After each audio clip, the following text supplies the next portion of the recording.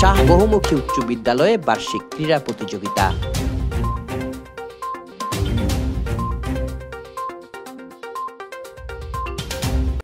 রাঙামাটির ঐতিহ্যবাহী শিক্ষা প্রতিষ্ঠান শাহ বহুমুখী উচ্চ বিদ্যালয়ের বার্ষিক ক্রীড়া প্রতিযোগিতা, পুরস্কার বিতরণ ও কৃতি শিক্ষার্থীদের সংবর্ধনা অনুষ্ঠিত হয়েছে।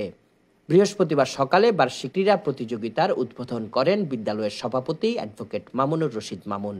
বিকেলে বিদ্যালয়ের অডিটোরিয়ামে প্রতিষ্ঠানের সভাপতি ও জেলা বিএনপির সাধারণ সম্পাদক অ্যাডভোকেট মামুনুর রশিদ মামুনের সভাপতিত্বে আয়োজিত অনুষ্ঠানে প্রধান অতিথি ছিলেন রাঙামাটি জেলা প্রশাসক মোহাম্মদ হাবিবুল্লাহ। বিশেষ অতিথি ছিলেন সদর উপজেলা নির্বাহী অফিসার রিফাত আসমা ও সদর উপজেলা মাধ্যমিক শিক্ষা অফিসার তৌহিদ তালুকদার।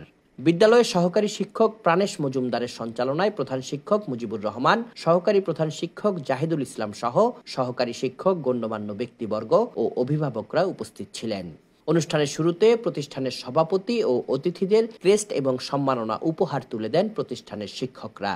এরপর বার্ষিক ক্রীড়া প্রতিযোগিতায় ৬৭টি ইভেন্টে ১৪৮ জন বিজয়ী শিক্ষার্থীদের মাঝে পুরস্কার বিতরণ করেন অতিথিরা।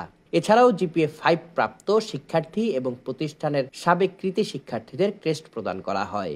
পুরস্কার বিতরণ শেষে বিদ্যালয়ের শিক্ষার্থীদের পরিবেশনায় মনোজ্ঞ সাংস্কৃতিক অনুষ্ঠান অনুষ্ঠিত হয়। Desk report, CST TV।